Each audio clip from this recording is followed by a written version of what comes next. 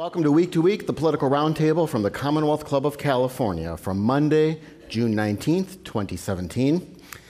Now, last week, I'm sure you've heard about this, President Trump held a rather unusual cabinet meeting. You did hear about it. So, in the immortal words of NPR's Peter Sagal, the president began his first ever cabinet meeting by going around the table and having every single secretary effusively praise him. It was the single most obsequious, suck-uppy performance by a cabinet since the Dishes in Beauty and the Beast sang "Be Our Guest," unquote. Well, I'm John Zipperer. I wish I had written that line, but I'm your host for Week and the Commonwealth Club's Vice President of Media and Editorial. On today's program, we are in fact going to talk about the latest with President Trump and his legal troubles, let's say. Also, Georgia's special election this week. Some interesting bills in Sacramento, last week's mass shootings, and of course other political news, and we'll round out the evening with our live news quiz. As always, I note that the Commonwealth Club is a place for people with a wide range of views, so any opinions that are expressed here tonight are those solely of the speakers and not of the Commonwealth Club. Now let's meet our panelists for tonight. I'm going to start on the far end of the stage. We welcome back Carson Bruno. He's the Assistant Dean for Admission and Program Relations at Pepperdine University's School of Public Policy. He's also the author of the California Realpolitik newspaper. You can find him on Twitter at CarsonJFBruno. So welcome back, Carson. Thank you. Our next panelist is no stranger to the Commonwealth Club, but he's joining our week panel for the first time. He's Dan Schnur, the director for the Los Angeles region of the American Jewish Committee. He's also the former chairman of California's Fair Political Practices Commission, and he's on Twitter at Dan Schnur. So welcome to the panel, Dan. Yeah. And next to me is Barbara Marshman. She's the editorial pages editor for the Mercury News, and you can find her on Twitter at Barb Marshman, so welcome. And let me just say, these gentlemen obviously didn't get the memo, but I'd just like to say, John, that you are the best panel host I have ever encountered. Here, yeah. Go on, we've got an hour. Listen, I think you know how we do this. There are question cards spread throughout the room, so write them out, and we'll pick them up, and I'll try to ask as many as I can during this hour. Now, by the way, we are being live streamed, so some folks are watching us on YouTube. So, hello, internet world. So now, we know that President Trump is a focus of Robert Mueller's investigation, don't we? Or is he? So yesterday, his lawyer, Jay Sekulow, said the president is not under investigation. Now, that's only the tip of the iceberg, I guess, for the legal problems that are going on. Barbara, from what we know so far, is the president under investigation? Does it matter? Is this semantics? I mean, I can't imagine that he is not somehow pulled into this, whether it's, I guess it would be obstruction of justice. He knew Michael Flynn was taking money from foreign power. He didn't want to fire Michael Flynn. There are just so many bizarre twists and turns. And, my sense is if Mueller was given a wide open palette, I don't see how he could not investigate the president. I don't know if there's anything there, but I don't see how he could not look at it. Dan, what do you think when you're watching what's going on and then the fighting over even just whether or not he's being investigated? Is this, how serious, if you were advising the president, what kind of advice would you be giving? That's quite a lead into a sentence. Yeah. To me, I'm going to start out by recommending a book to you. Mark Fisher and Michael Kranish of the Washington Post wrote a terrific book, it's not a terrific book, an instructive book last year called Trump Revealed. And with no fewer than 32 of their Washington Post colleagues, did really an extraordinary and an impressive deep dig into Mr. Trump's entire life leading up to his campaign for president. And there's any number of things that strike the reader, the one of which I'll offer here, is not just the fact that he demands, if not craves, public and media attention, but the nature of it. The former basketball player, Dennis Rodman, once said, "The only bad press is an obituary." And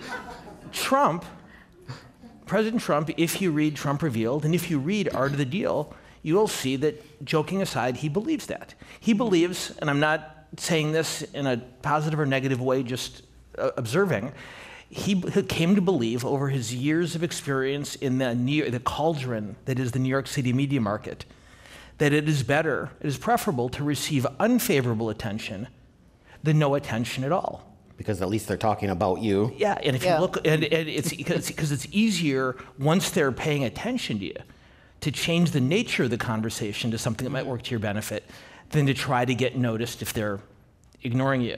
That's something a skill that he employed to great effect throughout his previous careers. Mm-hmm. If you look back at the primary and the general election campaign, he used that approach to great skill.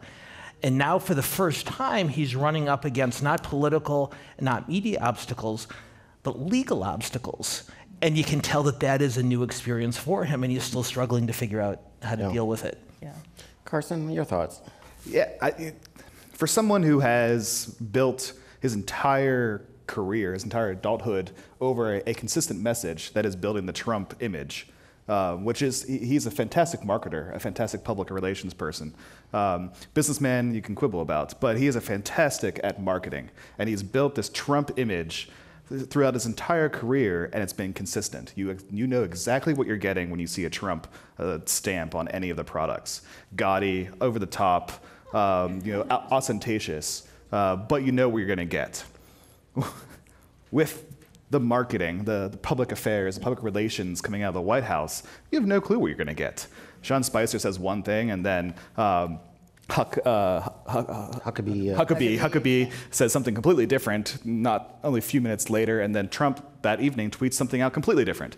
And so from a consistency standpoint, the message is all over the place, which I just can't, it doesn't jive with kind of the marketing approach that Trump has really taken through his entire career, which could speak to either just pure chaos in the White House, that no one really knows what's happening, which is kind of scary, or it could be that they're trying this kind of smoke and mirrors approach where just trying to throw everything out as much as possible, see what sticks, see what CNN starts talking about, see what Fox News starts defending, and kind of go from there. But either approach really isn't, it's not going to be very successful at the end if Mueller is actually investigating him and if there's actually something there that sticks from a legal perspective. Yeah. The best tweet can't save you in the courtroom, unfortunately. So we have seen that the Senate testimonies, both of former FBI Director James Comey, excuse me, and U.S. Attorney General Jeff Sessions. Start with you, Barbara, again. Who was more effective in those testimonies, do you think? I may be prejudiced here, but I just found Jeff Sessions amazingly clueless on so many things. I mean, he just did not seem to have a grasp of what was going on. Comey is a huge ego, and I would not say he's 100% credible, but he said some self-damaging things. I mean, he admitted to leaking the memos, which is kind of a weird thing. But it made me feel like he's probably telling the truth about most of it, because if you're going to cover things up, why wouldn't you cover up the kind of screwy thing that you did? There were some analyses after James Comey's testimony saying that he had left certain breadcrumbs for Mueller to follow in his testimony. What do you think of that? I mean, I think that's exactly right. Yeah. Comey, unlike Sessions, unlike Trump, unlike most of the members of both committees,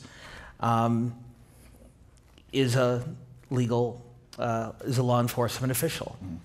And he understands very clearly how these investigations are done. He knows what he's able to communicate and not able to communicate to a special investigator. And so I think even some of the short-term, either self-deprecating or potentially damaging things that he said at his own expense were done very, very deliberately to paint a roadmap for Mueller to follow going forward. For Sessions, he just, in my mind, and again, this is not criticism, he just seemed startled.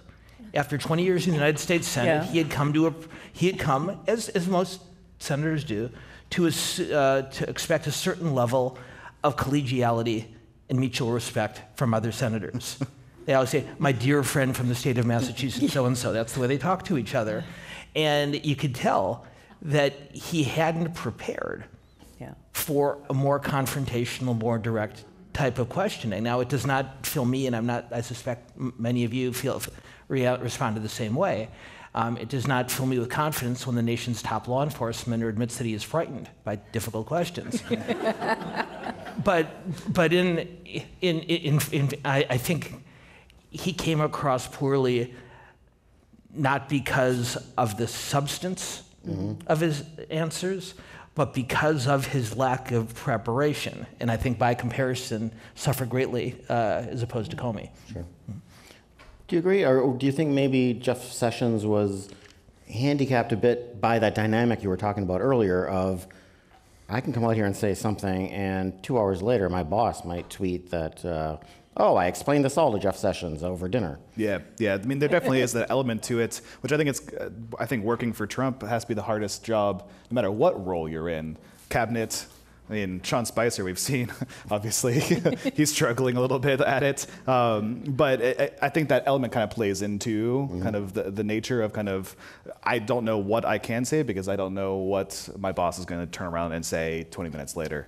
But I also think that largely, if you've ever been to a committee hearing of any level, Sacramento, in DC, a high-profile one, something on the most boring topic ever. It's all theatrics.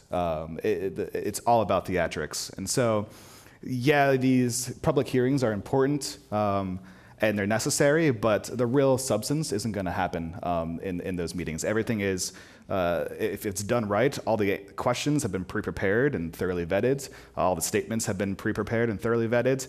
You kind of essentially know where the direction of the conversation is going to go.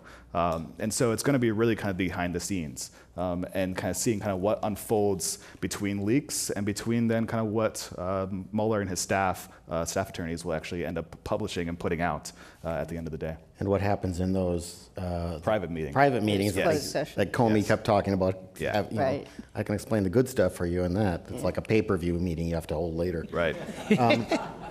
So there's going to be a lot more questions being asked, I think, for a long time before any sort of actual resolutions are going to be made on any of these kind of allegations. Now, sticking with you, Carson, and working backwards on the panel, what did you think of the performance of California's two senators, Kamala Harris and Dianne Feinstein? Both were major parts of it, but also were quite different in their approaches. Harris definitely used it to raise her profile as much as she possibly could within DC in a short amount of time. And I'm not too surprised by that. She's known for being a very cautious politician on a whole, but she is a trained prosecutor. That came across, definitely. And so a committee hearing of that nature is the type of setting that she's going to really shine because that is where she's comfortable. She knows how to ask a tough question and try to get the response that she's trying to get from someone who's on the stand, and whether that's sitting in the committee chair, or whatever it may be. So I'm not unsurprised by her performance. But I in a way, I'm kind of glad to see her actually start to do something. And trust me, I'm not a Kamala Harris fan here. But it's finally nice to see her kind of step out of this kind of cocooned, cautious shell that she has really kind of put on since she first became Attorney General back in 2010. John, though, in fairness to Senator Harris, since arriving in Washington, and you're right, her trademark throughout her career has been one of real caution. But she also understands that having been elected to this seat, she can now hold it for the rest of her life if she so chooses. And so she has been somewhat less cautious since getting there, and been very aggressive, primarily on issues relating to immigration and climate change and others. The challenge, of course, is you have, out of 535 members of Congress, roughly 533 being very aggressive on something or other. And so it tends to get lost in the cacophony. Because this is such a unique forum, like Adam Schiff on the House side, she has very, very wisely used this very high-profile opportunity to her advantage. I don't think, and I don't pretend to know but I can't imagine that Senator Harris is going to run for president in 2020. But I know that she is smart enough to understand that she benefits in all sorts of ways politically from the speculation relating to the race. And for those of you who are of my generation, you remember the tremendous fun that New York Governor Mario Cuomo had for decades, centuries, generations, speculating about whether he would run for president or not. And aside from the fact that he was genuinely undecided, he realized very quickly that it elevated his stature in his home state to be talked about in that context. And if you are Kamala Harris, all of a sudden you're not one of 100 senators. You're one of a much smaller number of people being talked about in much more rarefied ways, and that can help on any number of fronts. And there's no question that she used that to her benefit this past week. You're exactly right, Carson. Barbara? Well, I share Carson's reservations about Kamala because I was optimistic about her as Attorney General, and she really did nothing. I mean, she stopped short of real accomplishments in almost everything she tried out of an abundance of caution. She's definitely running for president. I would hope not 2020, but it's definitely the goal. And yeah, I guess she did a good. I mean, she certainly drew attention to herself in the questioning. I actually thought, as a prosecutor, if she had been before a jury with some of those witnesses, she might have annoyed them by her persistence. It was very very intense, and I can say that because I'm a woman. I found it perhaps a little excessive, but maybe it's just because I'm used to her not being that forceful on things. John, can I interject on this Dan, for please, just one moment? I believe, because she's very smart, that was entirely intentional upon her. Yeah, it on her probably part, was. Because you weren't her audience. The witnesses weren't the audience. Her audience was the base of the Democratic Party. Right. The people who are most frustrated by Hillary Clinton and Chuck Schumer and other Democrats who they do not believe are fighting the good fight the way they believe it should be fought. What she was doing in that hearing was saying, don't think about Bernie Sanders. Don't think about Elizabeth Warren. Think about me because I am your champion, and I will irritate and offend people who you would like to see irritated and offended. Very quickly before we move on, I think it is worth taking a note, because you asked about Senator Feinstein. And of course, one of the great parlor games, not just in San Francisco, but throughout the galaxy, is whether Dianne Feinstein will run for re-election in 2018. I'd be interested in what you guys think, but I became absolutely convinced that Dianne Feinstein was going to seek another term in office, not when she began hosting fundraisers, which she did several months ago, but rather when she was questioning James Comey in the hearing, because she had a look on her face which said, this is important, this needs to be done in a way that the partisan voices on both sides will not do it, and I'm having fun.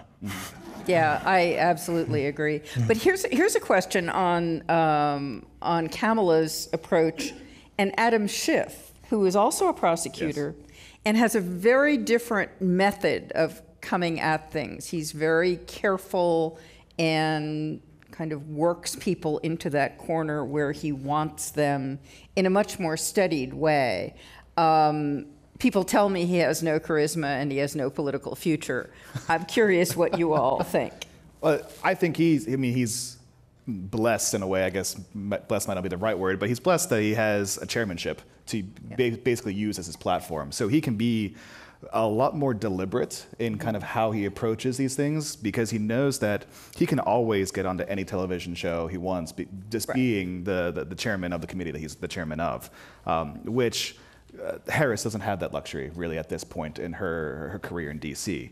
So she needs to use any opportunity she possibly can to get onto those Sunday shows. I think he's definitely positioning himself that if Feinstein does retire, to try to essentially coalesce at least the congressional delegation around him to ensure, or hopefully kind of block and tackle some of his other House members out of stepping into that race. So he only has to focus on kind of the Sacramento elected officials. But who knows if that will work or not? But I think that demeanor that you talk about is working to his advantage. I mean, I've known Adam Schiff since he first got to California as a state assembly member in the 1990s. In professional sports, they say that nice guys finish last. In politics, nice guys never get on cable television. Yeah. And he is a very nice, smart, very well-mannered, but low-key person who has never gotten, frankly, the attention that's due to him because of his demeanor. But I would argue this. Given the stakes involved here, the fact that he is conducting himself in such a low-key, more methodical, measured manner, I think that works to his benefit. And a more conventional politician talking in sound bites might not be taken quite as seriously, where sometimes saying and ah in that sort of situation goes a long way, because it reminds people that you're not just about putting points on the scoreboard. It demonstrates a different level of engagement. Going back to Senator Harris for a moment, of course, she was rather famously cut off and told to not badger the witness, if you will.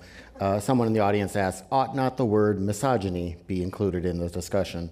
What do you make of the brouhaha? Because, of course, she's also kind of made some hay out of it. She definitely persisted. I do think, I mean, it is such a male bastion overall, and there is just no sensitivity on the part of those folks to how they will appear, and definitely looked patronizing to me. I have a close friend by the name of Wendy Gruhl, who ran for mayor of Los Angeles about 5 years ago. Very impressive woman, very impressive public servant. And she came and talked to my class at USC not too long ago and got onto this very point. Yeah. And she says, if Dan says something, he's tough. Yeah. If I say it, excuse my language, I'm a bitch. But what was really interesting, and was really important, and I think Kamala Harris gets this also, is Wendy then went on to say, she said, at that point, she said, I have two choices. I can complain and say, it's not fair, there's a double standard. Or alternatively, I can put my head down and work twice as hard as Dan does and get done what I need to anyway. And I think for the young women in my class, rather than either denying the double standard or simply complaining about it, the message that she sent, I think, is a very valuable one. And I will note that Senator Ronald Wyden was just as strident as Senator Harris was. And if whether that's gender, or racial and ethnic demographic characteristics, or a combination of both, it was very noticeable how both the reaction from her colleagues and from the media was, no question about it. Didn't Wyden directly accuse Sessions of obstructing the work of the committee? Yes, but he was wearing pants. Carson, Mueller's investigation, of course, apparently is reaching into Trump's inner circle. Yeah. Jared Kushner is reportedly another object of investigation. What do you think the effects of that is, or what including kind of how that affects the White House itself? Yeah. Well, when I saw that Vice President Pence has hired attorneys, I was thinking, oh, this has actually just been a massive plot by Paul Ryan to become president of the United States without never having to run a presidential campaign ever again. It's a house of cards. Yeah, exactly. Yeah. Like, it's all coming together now, and it all makes sense finally, because I've been trying to make sense out of it since 2015. But in all seriousness, it's got to be debilitating. Now, granted, I've never been in the Oval Office. I've never held any sort of positions of that nature. But to have this kind of cloud kind of coming in over the White House lawn and kind of just hovering there has to be debilitating to low-level staffers all the way up, because you never know kind of who's going to be called in to be questioned, kind of who's going to be thrown out the door next. If someone like Jared Kushner is under investigation, who's so close to related to the president and the first daughter, then things got to be pretty sticky situation in there. So it's got to be really tough. And you brought up kind of how this is kind of go into the agenda then. Yeah. Granted, let's remember, he got elected president on making a bunch of promises. How is he actually doing at those? And it's obvious that it's really kind of hit the brakes on kind of how DC is functioning, both in Congress and in the White House. The congressmen and senators are only being being inundated with questions about this, which then takes away from kind of doing the other work that they're elected to do. The White House, if you're constantly being inundated with questions about this, then you can't be kind of building a strategy about how to get your policy promises, policy prescriptions through Congress and onto his desk. So, Dan, your thoughts on that? Yeah. I don't remember who it was, but one of the Clinton administration senior staffers was talking about this last week. And she said, it is paralyzing. She said, you spend every day looking at people and talking to people who you know are taking notes and talking to their lawyers about what they're talking to you about. And it doesn't matter how much you try to compartmentalize. It's simply impossible to put that out of your mind and try to concentrate on your work at hand, because you know not only anything you say or do today could end up in front of a grand jury, but anything that you've said or done over the last several years could as well. And you find yourself not only self-editing, but self-questioning, which, as you pointed out correctly, is not an ideal way to get your job done. But I think your other point is exactly the right one, too. The real impact here, well, the other real impact here, is on public policy. And if you happen to have voted for Donald Trump because of his policy agenda, and I'm guessing that's a relatively limited subset of the room here, you are frustrated that it's not getting done. But if you are a member of Congress, even who agrees with the White House on policy issues, you don't have the level of trust in them necessary to take political risks on your own behalf. And that's not just the scandal, that's just the way Trump works, as we were talking about earlier. If you remember the US House of Representatives, the Republican caucus, and you voted for a health care bill that is now one of the most unpopular pieces of legislation in American political history, and you stood at the White House with the president who praised you for voting it, the most important word from a political, not a legal or constitutional standpoint, the most important word uttered in Washington last week was the word mean. Because when Donald Trump called the House bill that passed mean, the Democratic Congressional Committee was within nanoseconds making a television commercial out of Trump's words to run against every single Republican House member who voted for that bill in a competitive district next year. And that's a problem on health care. But when the White House needs that same member's vote on infrastructure or on taxes or on anything else, the member's party loyalty is going to be a lot less significant than it might be under more normal circumstances. Sure. Barb, so do you think many House Republicans will be seeking Donald Trump to come and campaign for them in 2018? I don't think so. Going back to the Jared and Ivanka issue, the nepotism of that, I mean, people overseas are just astonished that America does this. I mean, imagine if Hillary Clinton had brought Chelsea and her husband into the White House next to her. You would, people would have gone crazy. And both of them are clearly in their own business, making their own money, and we're really not seeing public benefit out of either of them. Jared never talks, and but I love the speculation about what his voice might actually sound like. He talked today. Did he? Yeah. I missed that. What's he sound like?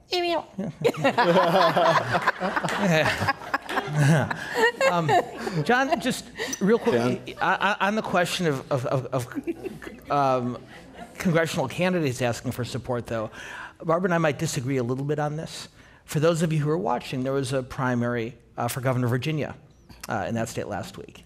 And the establishment candidate, who had endorsed Trump, but not very enthusiastically, a gentleman by the name of Ed Gillespie, outspent his Trump-ish grassroots activist opponent by roughly a 4 to 5 1-to-1 margin.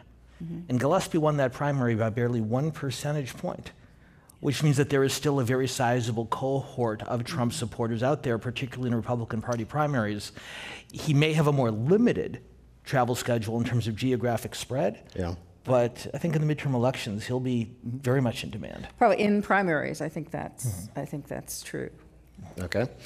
Before we move on from Trump's legal issues, someone in the audience asks, can we expect anything from Mueller, in other words, anything to come out of the Mueller stuff, or do we have to wait until it's either an announcement about charges or no charges? Is this going to be a lot of just tea reading and criminology until he actually comes out, or are there steps, do we learn who he's calling in for investigate or testimony or whatever he does, torture? I don't think we learn anything officially. I mean, I'm sure there will be leaks, but if he's smart, I think he will hold it all just the way a district attorney would hold the. Well, and certainly all the descriptions of him are that he's very smart. That he's smart. Yes, he is. Yes. So I would say no. There's not going to be an announcement out of him. It's worth remembering that there was almost a 2-year span between the break into the Democratic headquarters at the Watergate Hotel and President Nixon's resignation.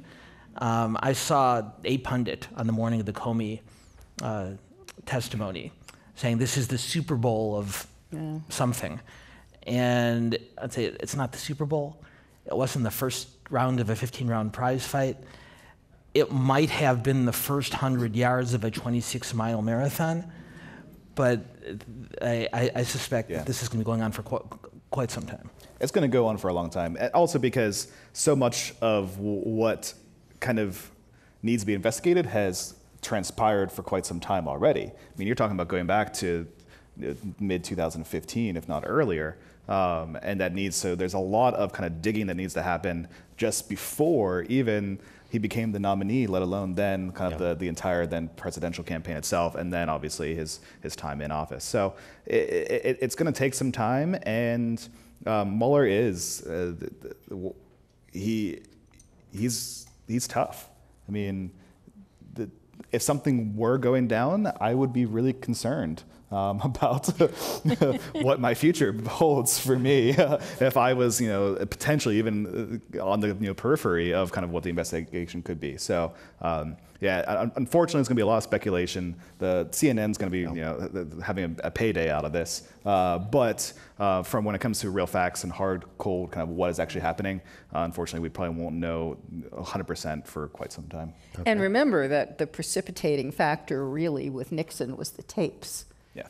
And while we don't know for sure there are no tapes in this case, which is unfortunate for going into 2018 for Paul Ryan and Mitch McConnell, because this is just going to be hanging over their heads as they try to hold on to their majorities going into the midterm elections, which we know are historically bad for the party that holds the White House. So the headwinds are already against them. You have a president that's really unpopular when it comes to approval ratings, and then something like this. It's not a position where the NCCC and the NRSC really want to be right now. Well, speaking of other elections, there is actually some political news besides Donald Trump's legal issues, and that is tomorrow there is a special election in Georgia. It's an Atlanta suburban district, once held by Newt Gingrich. The Democrats seem to think, and polls show they've got a chance of stealing that, of flipping that district tomorrow. It is a very expensive race. We were talking about this before. I mean, this is like Senate level or governor race level stuff. Carson, why is this race so slow? Is the district changing demographically, or is it Trump or something else? Well, yeah, it's some history. So it was Newt Gingrich's seat. It was Tom Price's seat, and Tom Price is now the Secretary of Health and Human Services, which is why the special election is occurring. Mitt Romney won the seat by 20-plus points. Tom Price, when he ran for re-election in 2016, won the seat by 20-plus points. So it's a historically red district, the suburbs north of Atlanta. However, Trump only just squeaked by and won the district in 2016 against Hillary Clinton. Why? It's because it is one of the most well-educated districts in the country. In fact, New York Times did a great kind of infographic today that showed the top 15 most educated districts in the country and who represents them right now. This Georgia 6 and Virginia 10, which is suburbs of DC, are the only two Republican-held districts of that top 15. And so it goes to show you kind of just is this a kind of reorientation of politics where not only kind of looking at kind of the white versus minority kind of percentage in a district, but also the percentage of people with bachelor degrees? Is that a leading indicator of kind of where that district is going to vote when it comes to elections? I don't know. I think it's still too early to really kind of say that. Special elections are always kind of tough to kind of read the tea leaves and kind of figure out what this means for the future. But it's definitely worth noting that the Democrats have a chance at actually winning this.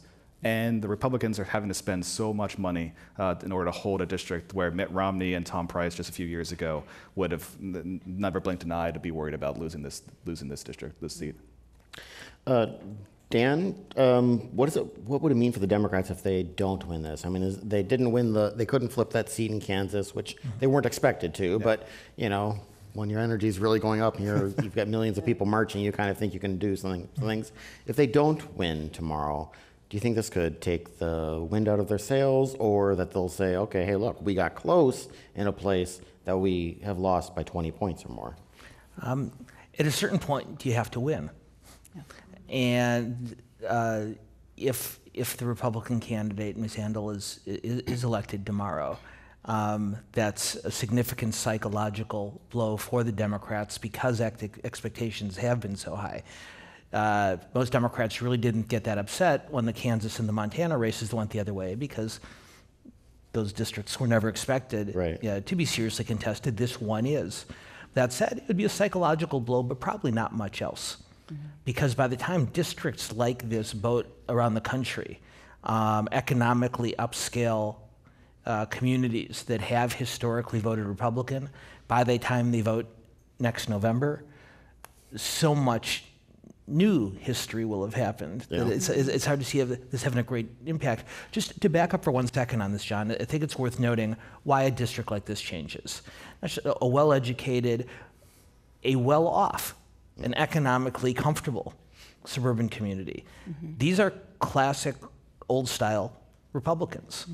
Mm-hmm. And the reason the district was so close last November is not because the Democratic base was tremendously energized, not because lots of swing voters voted for Clinton rather than for the Republican they were used to, but because traditional Republicans, economically conservative, maybe not socially moderate, but socially closer to moderate Republicans who voted for Mitt Romney and John McCain, just simply weren't comfortable with Donald Trump.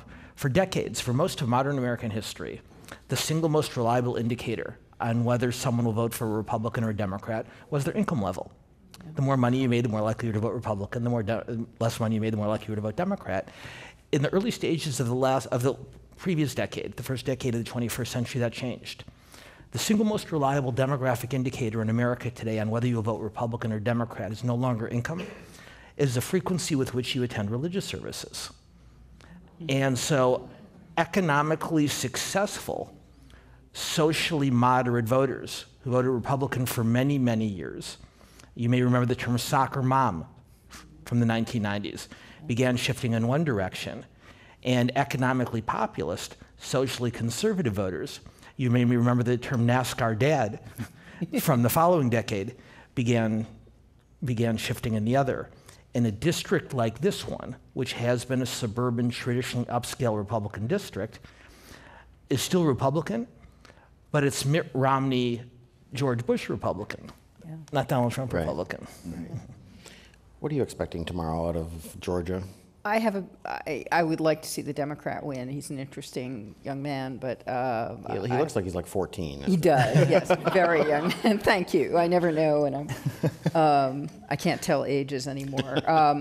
But I have a bad feeling about it. I think the Republican will win. She's not a terrible candidate. She's a good candidate. I think the Democrats' best chance was to eke it out in the primary when there were many different Republicans running. The momentum is definitely behind Karen Handel, the Republican. Mm-hmm. You saw the recent polls have really kind of gone from a decent Jon Ossoff margin, mm-hmm. Looking at 3 to 5 points maybe, to now basically a coin toss 50-50, with especially polls that just came out earlier today. So it's what one of those races where it's going to be literally kind of the turnout. Can you get your people to turn out and actually vote? And in a high intensity, high stakes game like this, it is a little bit easier to do so, but it's all going to be margins. I mean, it's going to be precinct by precinct, looking at kind of seeing what's happening on the ground. So it's going to be exciting, and for us, it'll be exciting to watch because we have the time change working in our favor. So, but it's going to be close, and it's going to be an important race for both parties. But an important race psychologically rather than Yes, absolutely, yes. Yeah. Right. Again, it's just one person out of 500, or in the House, 430, plus. So. Well, then let's talk about something closer to home, and that is California, literally home. Now, California, like many big cities within it, and as well as other cities across the country, has placed itself squarely in opposition to the Trump administration's immigration policies, including its aggressive deportation activity. The state legislature recently passed a bill including millions of dollars to defend immigrants from deportation. There was already money being spent on groups working with immigrants to, for example, work them through the immigration system. They added some more money, and I guess it's specifically to help them fight being deported. Dan, is this taxpayer money well spent? So I tell my kids that 50 is the new 30. My wife tells me that orange is the new black. In Donald Trump's America, I would submit to you that California is the new Texas. This is the way federalism is supposed to work. 8 years ago, when a new president was elected, the people of Texas and their elected representatives who had voted for their opponent were outraged. And they worked very, very hard in any number of ways to do everything they could to keep Barack Obama's agenda from being implemented in their red state of Texas. And 8 years later, the White House went in the other direction. And not surprisingly, the state of California, which is just as blue as Texas is red, is responding in exactly the same way. When we talk about separation of powers, we tend to think about the three branches of government. But it's worth remembering that those checks and balances work vertically and not just horizontally. And Jerry Brown and Javier Becerra and Ed Lee and Kevin De Leon and any number of other local and state elected officials are not only doing what they're allowed to do under the Constitution, they're doing what they're supposed to do under the Constitution, just as Greg Abbott and Rick Perry and a lot of very deeply committed conservatives did in Texas in 2009. Barbara, would a cynic be correct in saying Democrats also have a particular interest in this because they expect those immigrants, once naturalized, to become Democratic voters? That would, yes, on one craven level, yes, I think. They Craven in politics? What? Most of them probably would be. But the people who will be defended or helped now, I think, are a long way from voting citizenship. I'm not crazy about spending taxpayer money defending, but I do see in our community in San Jose some real injustices happening. I mean, people who have been reporting to ICE regularly as required and working on legalization, and they're out of here, and it's frightening to their wives and children or husbands and children. Children are usually citizens. Often the spouse is, and it's very disruptive to the communities. San Jose, since I got there in the late 80s, oh my, has always resisted or refused to work with ICE on raids or any of those things. It was not ICE at the time, the INS, I guess. Because the communities are so, you do have people who are here who did not cross the border legally, mingled with large families, who may be largely citizens or here legally, and to keep community trust, you just can't have the local police looking predatory. And actually, there are a fair number of communities in Texas that have done that for a long time. any police department that values community trust. You just can't do that in an area where there are immigrants. So I have sympathy with a lot of it, and I'm glad California is trying to be a supportive environment, but I'm not sure a lot of money should be spent on lawyers for folks. I think there are bigger picture ways to deal with the situation.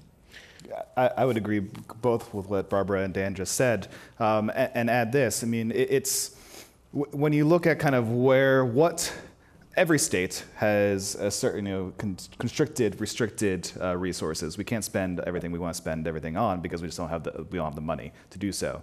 So budgets are all about priorities, and this is obviously a very important priority for the Latino caucus in Sacramento, and they were very pleased and proud of themselves for getting the additional funding into the budget this past week.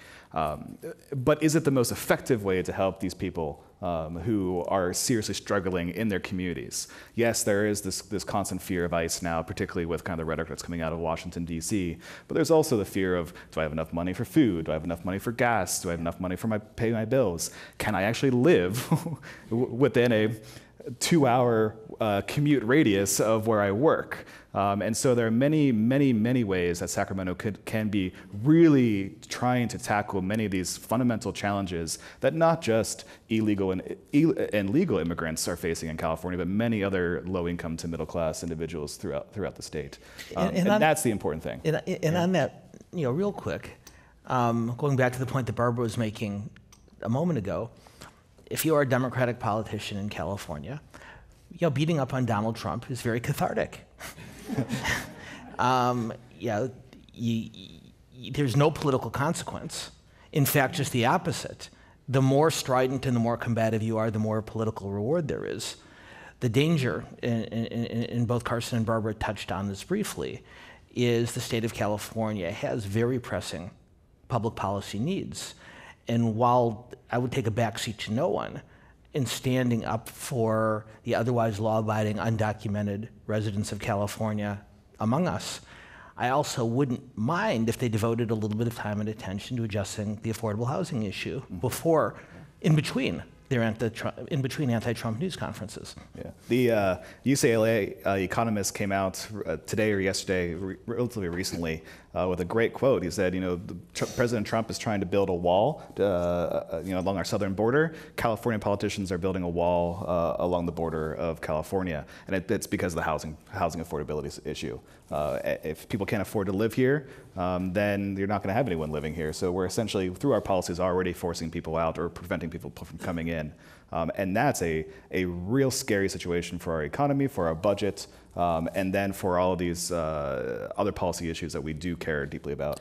Speaking of some other policy issues, Yes. Carson, you've been talking about budget trailers of note recently. First of all, explain what budget trailers are, and then tell us what concerns you right now. Well, I'm sure Dan has had lots of experience with the budget trailer process in Sacramento.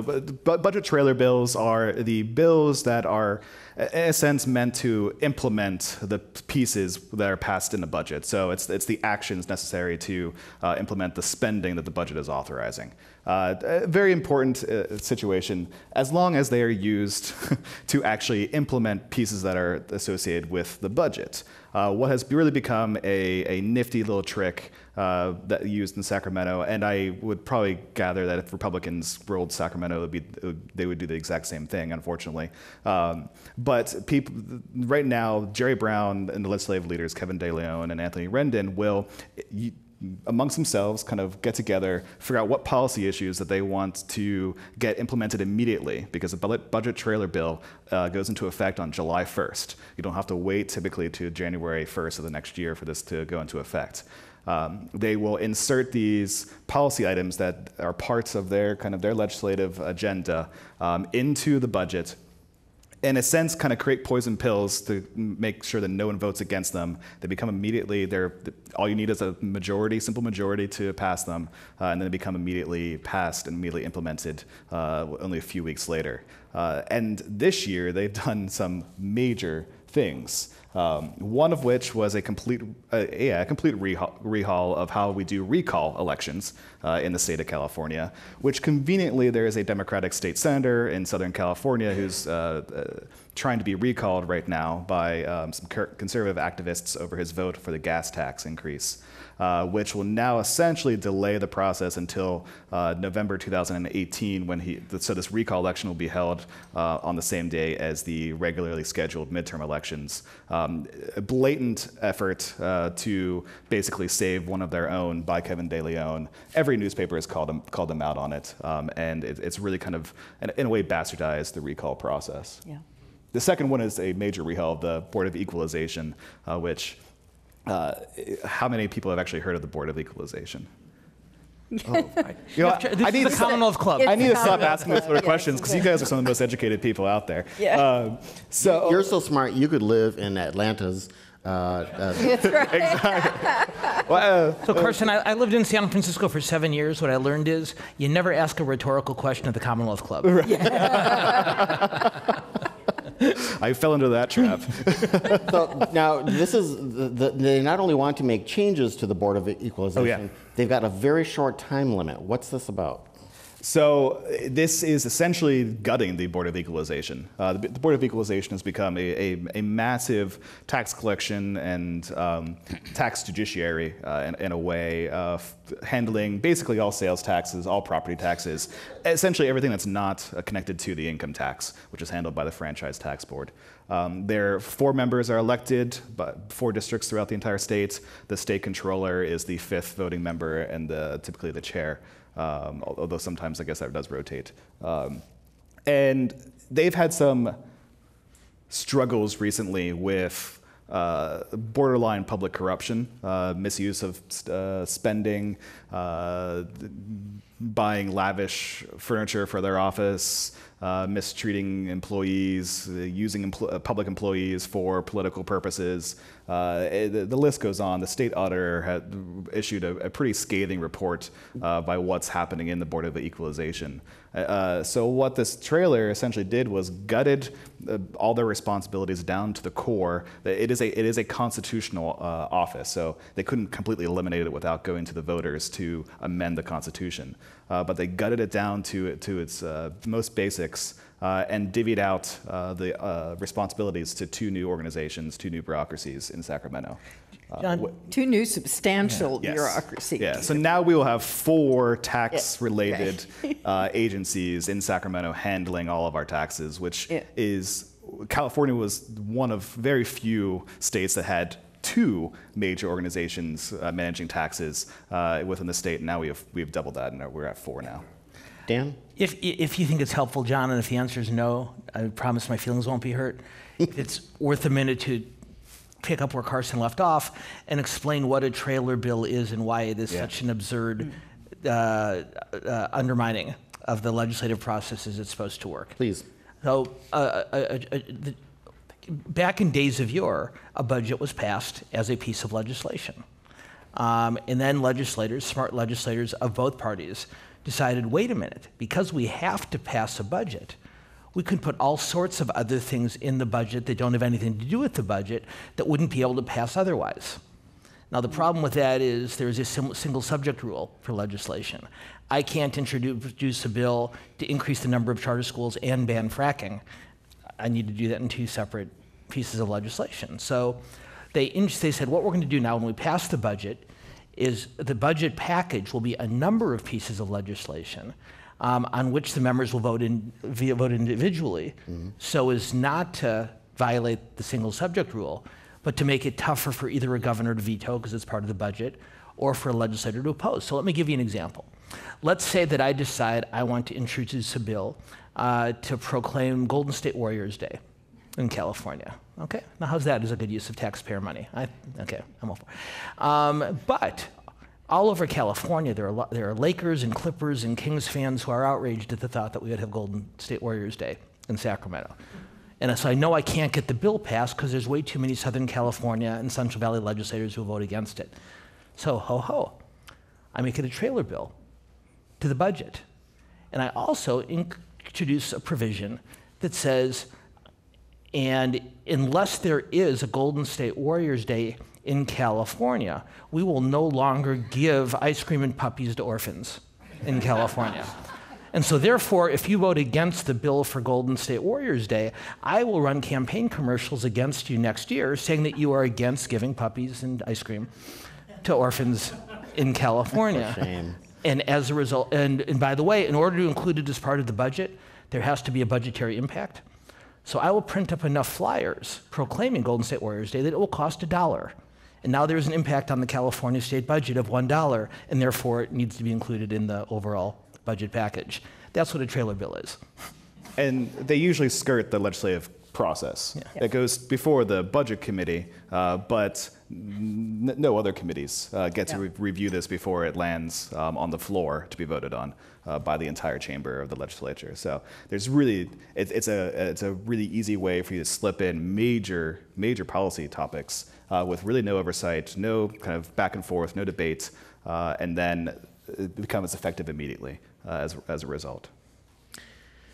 Well, I wanted to get into one other topic before we head to the news quiz. At my neighborhood shopping center in San Francisco this past weekend, I saw a fence covered with signs, flowers, candles, balloons of people who were doing this in memory of our local UPS driver, who was one of 3 UPS drivers who was killed in a mass shooting in San Francisco last Thursday.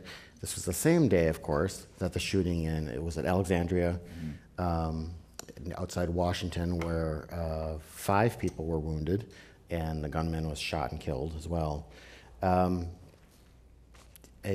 We've brought these kinds of things up a number of times on a week-to-week over the past 5 years, and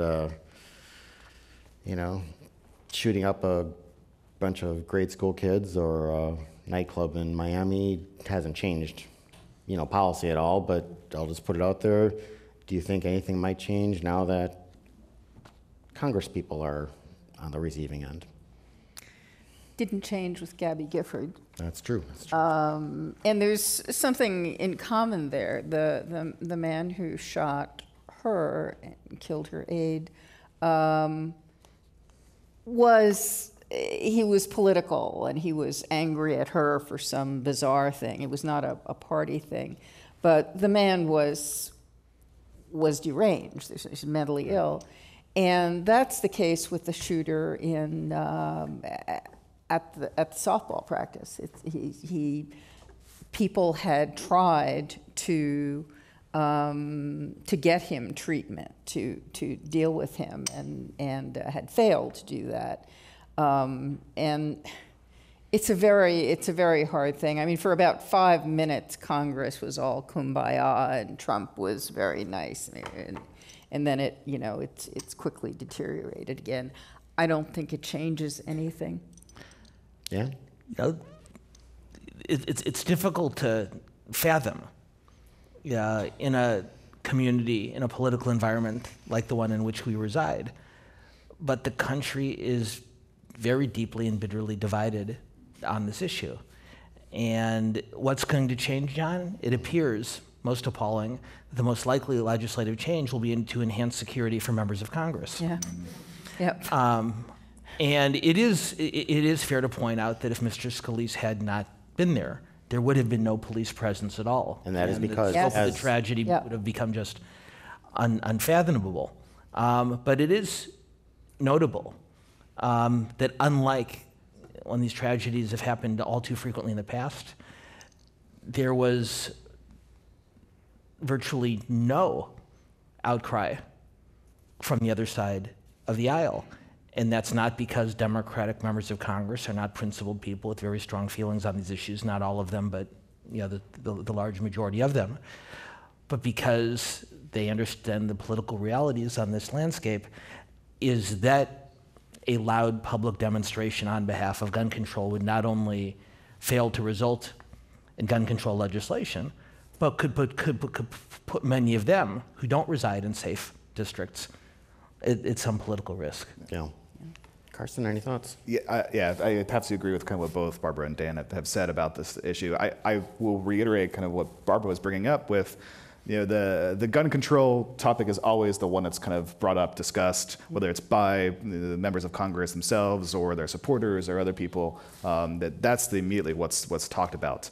But rarely, not every time, but rarely is the mental health issue really delved into, really discussed, really kind of talked about. Are there ways, whether it's at the federal level or even at the state level, that we can be doing a lot more to treating, identifying, and dealing with the mental health component that is a large part of many of these shootings. Not all, but many of them are connected to that issue. It's something that continuously kind of goes unnoticed by both local officials and state officials.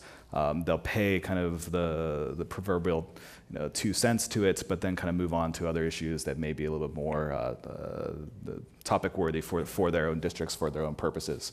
But that's one that really needs to be discussed more often, I think, and we can use these sort of tragedies to really try to at least get everyone kind of listening about it and talking about it, because I do think there's some bipartisan action that can be done on that topic in particular, which can make an impact down the road, hopefully. I remember right after the Gabby Giffords shooting, David Brooks, the conservative New York Times columnist, was at the Commonwealth Club and was speaking about that because his deep interest really is in psychology and such, and he was talking about really what we knew about the mental problems that this shooter had been going through and experiencing and not getting treatment for, and that he could tell his mind was not working right. And I suspect we will be having this discussion again. Yeah, fortunately. You may recall that one of the first actions of this Congress, after it was sworn in, was to eliminate a rule that had made it more difficult for people who were very specifically diagnosed as being mentally ill, and that made it again. It's been said that our system of democracy is not one of majority rule, but it's a system of minority rule with majority acquiescence. And what that means is that small numbers of people who care very deeply and very passionately about an issue, any issue, are often able to prevail over much larger numbers of people who don't feel nearly as invested in the issue. It's become part of political mythology that Al Gore, until this last year, was the last presidential nominee to devote a significant amount of time to talking about the issue of gun control. Bill Clinton believes that the Democrats lost the House of Representatives in 1994 as a result of Clinton signing the assault weapons ban.